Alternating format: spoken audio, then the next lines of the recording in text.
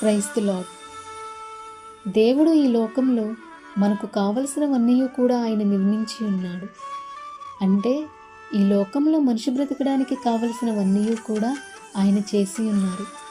ఆహారము, గాలి, నీరు, నిద్ర, గృహము మరియు ఈ లోకంలో జీవించడానికి కావలసిన స్వేచ్ఛ, జ్ఞానము, ఆయుష్కాలము, ఇలా మనిషి బ్రతకడానికి కావలసినవన్నీ కూడా ఆయన మన కొరకు సిద్ధపరిచి ఉన్నారు. అంతేకాదండి, మనం మరణించిన తర్వాత కూడా ఆయన మనల్ని విడిచిపెట్టలేదు. ఆయన రాజ్యాన్ని మన కొరకు సిద్ధపరిచి ఉన్నారు.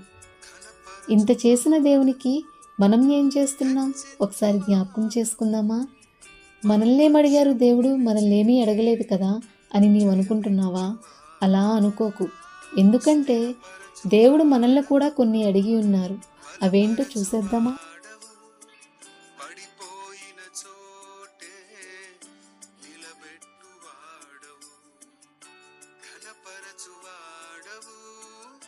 హెచ్చించువాడవు, మా పక్షము నిలిచి జయమి